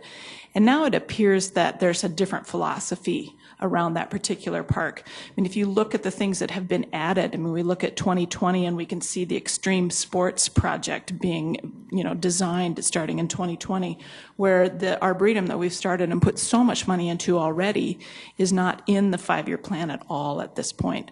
So I guess I want to talk philosophy, and I want to understand what the thought process is behind just removing it completely. Why did we not move it down a little bit? Where does it fit in the priorities for this administration? Where does it fit in the priorities for the park board? And then what do you think is going to happen over the next period of time with the Arboretum specifically? Well, I do know that there are a lot of demands on the capital program. To answer your question, I think it's just a matter of having to make choices. As an administration, I think there's lots of people walking through the door always wanting assistance from the city. And so I think it really just came down to other priorities across the entire city, not necessarily just within the department, but across the entire city. But then look at those items that have been added and those items that have been changed. This is one of those, it's just kind of surprising to me, again, that it was completely removed from the 5-year plan totally. I haven't heard that as being something that the park board has been championing all along, that the Arboretum needs to be out of our list. If I look back over the last 5 or 6 years, the amount of time I've been, well, not even just on city council, but the time I served on the park board, it became apparent that this was going to be a priority for us over a period of years. Even as of last year, if we look at the 2015 to 2019 CIP, it's right there in the plan, and it has been at least since 2010, if not before. So for it to just suddenly disappear, that's the piece I don't understand, is that why do we not finish? I mean, one of the things that we talk about when we talk priorities from an administrative standpoint in Sioux Falls, we talk about finishing what we started. We talk about preserving what we have. And this isn't doing that. This is kind of leaving, and it's not like we're doing it on private property. It's a city park. And we're just leaving it sit now. And that's the philosophy I don't understand. Yeah, the only thing I would add to that is that we have advanced quite a few improvements at the request of some of the donors. We've probably built out the Arboretum faster than what I think anybody had envisioned. And I'd share that with you. And some of the other projects, in the case of the Extreme Sports Park item, it's really just kind of an exploratory plan. It's kind of a small dollar amount. We keep getting these requests for mud races and glow runs, and the people want a place for mountain bikes, and really don't have a place that we're willing to let people destroy within our park system. And so is there a place that we could potentially do that? So that's really what that's about. But yeah, I don't have anything more to add other than the fast build out of the Arboretum has taxed us operationally a little bit, I think. The Arboretum Society Board would acknowledge that, yeah, it came upon us a little faster than what we originally anticipated. And so to be able to staff the education center, for example, and some of those other things, my point being is that, we have expedited some of those improvements at a faster pace than what we originally realized we probably would. If I might, Mr. Chair, just the thing I'm struggling with, again, is this idea that it's completely out of the 5-year plan. And so what has to happen for it to come back into the 5-year plan? Whether you know, if the council approves it the way that it's printed now, which they probably will, how does that organization get back on its feet in terms of, because there's an entire master plan that we've approved as a city for this beautiful, amazing eastern gateway to the city of Sioux Falls. How do we bring that back into our priority system? What's the process for something like that to happen? I'd be glad to let Tracy chime in as well, but certainly we're only approving 2016 at this point as you go about your budget approval process. 2017 through 2020 are always, you know, they're going to be on the table next year, and we're going to add another year, obviously. And so certainly I would imagine that possibly could be on the agenda as well for additional consideration at next year's budget process. And then beyond that, I don't know if Tracy would have anything else to add.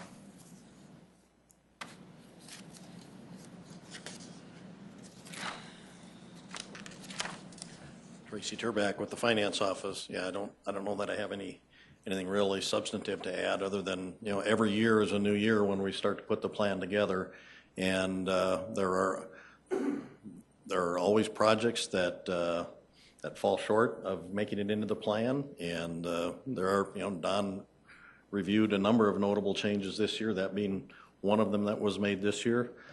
There will be additional changes made next year. It's a plan, and it's something that lives and breathes every year and looks a little bit different every year we take a look at it as we go through kind of the requests and the proposals that come in and that are under consideration, and the prioritization takes place. So I don't know what more to say than that. Well, and I want council to understand, I acknowledge this is a plan. We talk about this every year, that it ebbs and flows, but this is something that has been in the process for years.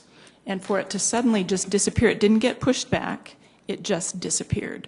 So that's where my issue is. I don't want this conversation to stop. I think we're at a point where we need to be realistic about what are the things that we really want to do. You know, if our goal is to continue to add new projects and never finish anything, well, okay, let's make sure that's the goal and we accomplish not finishing everything. But I don't think that is our goal, and so that's where I'm headed. I appreciate you responding to my questions. I just want this conversation to continue, and I'll be part of that process as well. But Thank you, thanks. Counselor.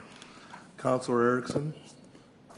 A couple brief questions that I have for you. As far as the employees that we're adding, we're only adding 2 for the Indoor Aquatic Center. Is that something that the administration's planning on outsourcing to, because it's obviously going to take more than 2 people to even staff the pool? Yeah, we have a complete staffing plan that Alicia and Jean and Dave have gone through.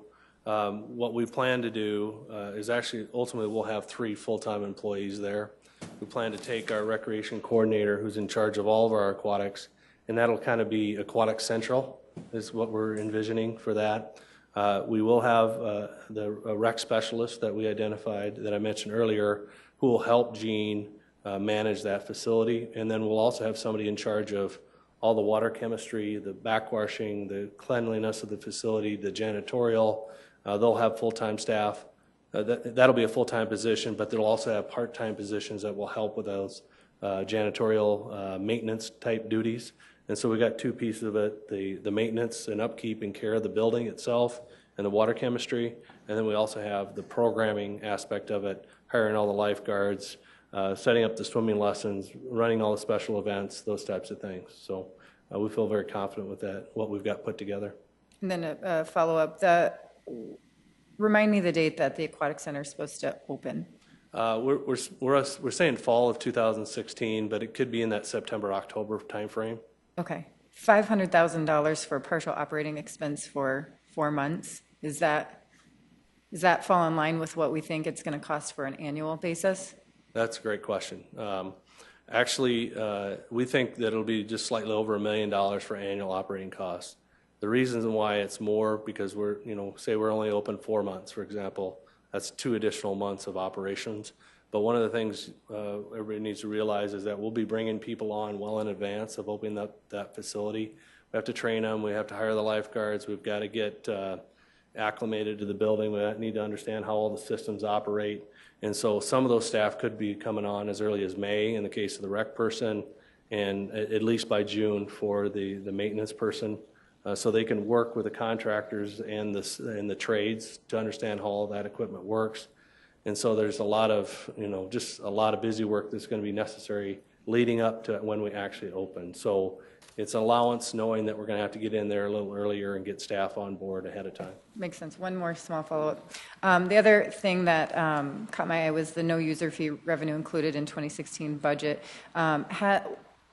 For the outdoor aquatics, are you just plugging in until everything's finalized with what is currently in ordinance?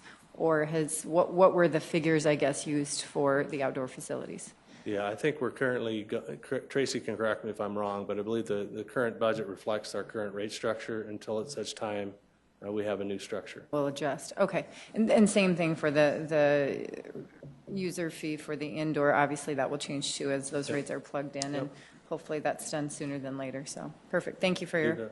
You bet. Councilor Staggers. Yes, Don, an important aspect underlying this budget is the formula that we have for, deciding whether we're going to have a park or not have a park. Mm-hmm. And for many years now, we've heard about, we want to have a park within a half a mile of every home in Sioux Falls. I've never really been clear as to the basis of that formula. Is it an ordinance, resolution, or just a regulation? It is a planning goal. Okay, a goal. Okay. And to be clear, in some cases we exceed that quarter mile. In other cases, we don't meet that objective. And so it's not a mandate. It's not a have to have. For example, the area where I live in, I don't live within a half mile of a park.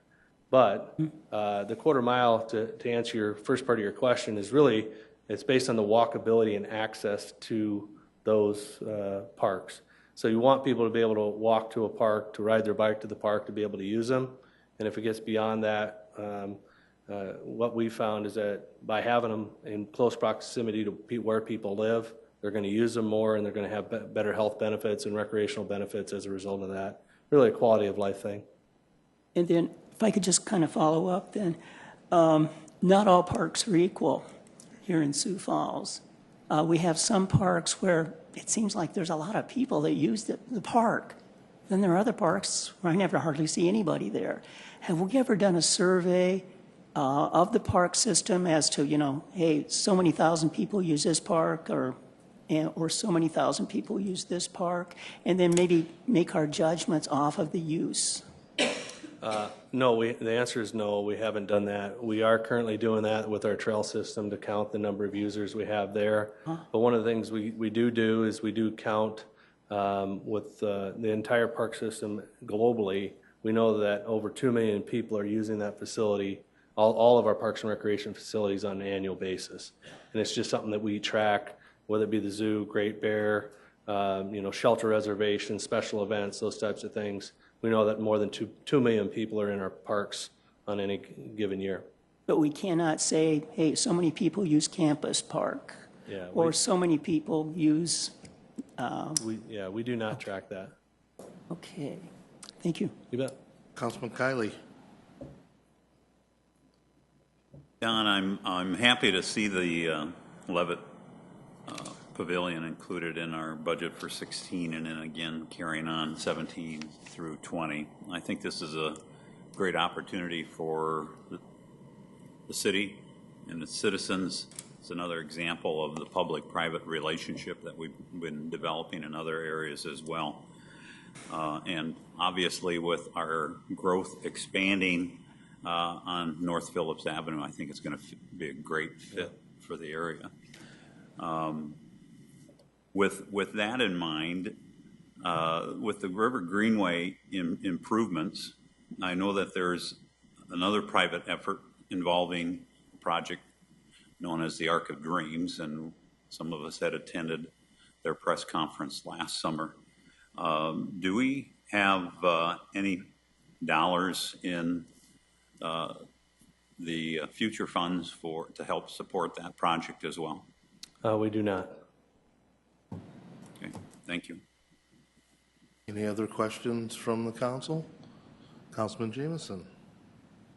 Don, I want to thank you and congratulate you for finally including zip lines out at the zoo. So I'm thankful for that, for finally putting that in the budget.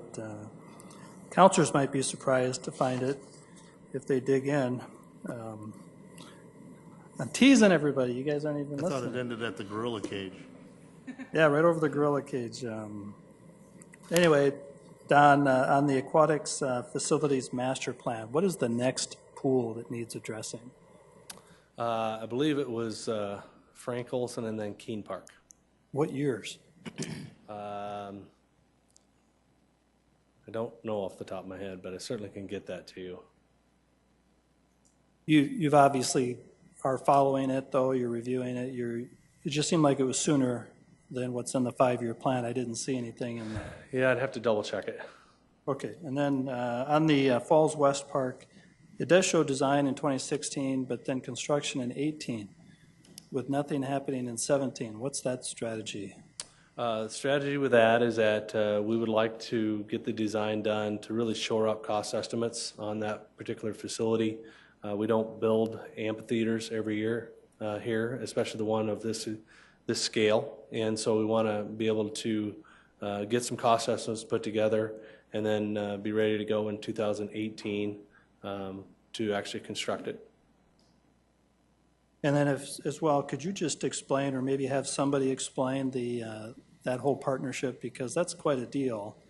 I know we're participating in the capital cost, but then they're doing it as well, and then the operating, because going on and on, what could... Yeah, I can provide an overview, and then obviously there are folks from here from Levitt, Sioux Falls that would be able to provide additional information.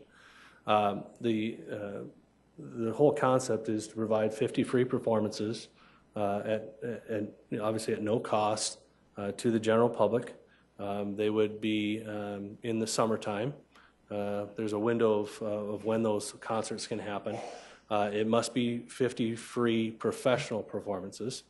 It cannot be a local band that really is in the business of doing professional performances.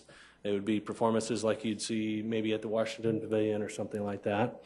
National Levitt Foundations provides $400,000 in capital that they would provide towards the amphitheater facility itself. Plus, they provide significant ongoing annual operating support for the local organizing group here in Sioux Falls, which is a very robust group of well-known names here in Sioux Falls that are behind trying to bring Levitt to Sioux Falls. The other thing I would share with you is that what we would like to do with this first phase of development is develop enough of Falls Park West so that we can begin to have these 50 free performances. And the goal is to build community through music. We anticipate that it'll be in a location at Falls Park West where everybody feels welcome. It's not on the east side of town, it's not on the west side of town. Diversity is a very important key element in this partnership that we're considering. And ultimately, depending on assuming the council's supportive of that effort, which I understand you primarily are, we would bring an operating agreement and capital improvement agreement that would show how our partnership would all work and how the national organization is involved as well. So that's the general scope of it, and we've talked to all property owners around that area about Falls Park West development. They love the concept of working together. Even the event organizers with Hot Harley Nights and German Fest and Irish Fest, we've collaborated with them. The Levitt Sioux Falls folks have met with them. Everybody likes the idea of collaborating. So we're not duplicating efforts. It's a collaboration of all things that are happening going on down there. And the buzz in the community is very positive. They've been approved for the Chamber of Appeals to solicit dollars to the Chamber of Commerce. So we're pumped up about it. We think it's going to be awesome for our community and a great use of public-private partnerships, and it's very consistent with our master plan for that area. And if you want feedback from anybody from Levitt, I know Jennifer and Tom are both here. Any other questions from the council? I have a couple for you, Don. Yeah. On the Great Bear improvements that have to be done out there, talking about the deck. Yeah.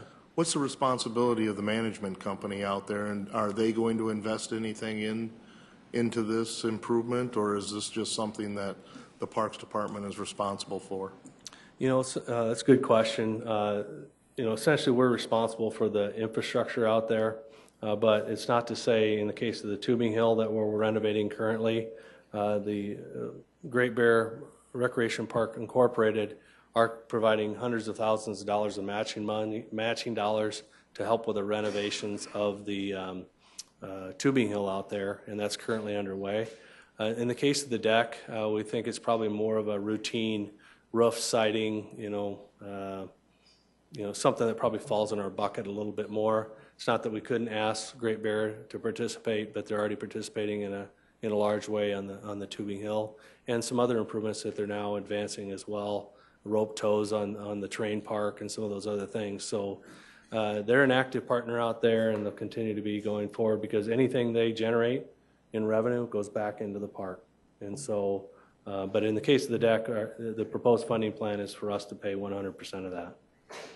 Okay. It's more of a repair and maintenance item, more Is so that than an something the enhancement. city built, or We would probably contract that out. the whole building itself? Was that something the city built when we created Great Bear, or was that built? I know we've added on to the existing structure that's out there now, but I think there is the core center portion of that building that is the original building. I think Dave might have a little addition to that. Dave's our liaison with Great Bear, so he could provide a little more background. Dave Fisher with Parks and Recreation. Over the years, the relationship started with Great Bear Recreation Incorporated back in 1990. And over the years, there have been projects that have helped us to renovate parts of the chalet that they've participated in the cost of. By virtue of our management agreement with them, though, basically they're responsible for all the visitor services kind of effort that goes in out there. And we're responsible for like we are in most partnerships, you know, the infrastructure, the building, the equipment, the grounds maintenance, that kind of stuff. So that's kind of why this deck kind of falls under us, Counselor. You know, they're still responsible for, you know, minor things within the building. I think the dollar amount is like $250, so that if a light bulb goes out or you know, a light switch gets broken or something like that, that they're not calling us, and we're dealing with all that little stuff. They basically have to deal with that, and then all the infrastructure, building, equipment is more us. Is this a building that was donated to the city, or once again, was this something the city built, that chalet? I guess I can't answer that, because what's there now has evolved over the years. Back in 1990, when we would have taken it over, I guess I can't say it was there, but not in its current form, if you will. It's been added on to. Okay, we'll talk about that later then. Thank Sure. you. Yep. Then also request the dog park on North Cliff. I think last year we talked about that might get removed in some improvements over in that area. Yeah, as we talked about Lean Park, as part of a development plan, we do have a plan for that area to try to turn that into more of a trailhead. It is currently functioning as a kind of a de facto off-leash area, but there's some challenges with the site. It's often inundated with water. It's got some challenges from that perspective. And so the master plan for that area calls for it to be turned into a trailhead. As you know, we've extended the bike trail out from Lean Park out north along the river on the west side and heading out east towards Bonson Avenue. And so we've got some more work to do to get to that point. But that is the proposed improvements, is more of a trailhead to provide better access for people for that area. Since we've discussed that last year, I've noticed increased activity there, and I'd like to sort of request, if we are re-looking at that, if some of that property can still be utilized as a dog park, because I think more and more as the citizens in that area have learned the use for that area, that it has increased quite greatly, actually, from what I've seen. We'll pull out the master plan. It's been a while since we've looked at that, but we'll pull that out and evaluate that. And then last, something to add on to what Councilor Erfenbach started with a little bit earlier. Also in that same area of Arrowhead Parkway, we also have Arrowhead Park that was donated quite a long time ago to the city. And I'm seeing in 19, there's going to be some development done in that. I'm hoping that that will be the home that was donated after the passing of Dale Weir. And what is happening with that home right now? Because I'm hoping that it's not going to be deteriorated. No, actually, we had an architect come out and look at it. We also had Intech, when we first acquired it, we had Intech go out and do considerable cleaning. We've had our park carpenter out there putting on, fixing the deck, clearing trees, fixing molding, siding, that kind of stuff on the building to preserve the existing condition. And then, but we certainly haven't turned our back to it. We have park board meetings out there from time to time as well. And we're very close to, with the exception of the home, and at some point there was some idea that that would be turned into a visitor center of some type. But the balance of the master plan is essentially built out. There's a few smaller pieces that are left to do there, but we can give you an update on that too. I think the original vision was a welcome center in an area where weddings could happen, wedding receptions, things like that. And as you know, I've looked at the history of Sioux Falls. A lot of our parks were donated by citizens who wanted to, help improve our city.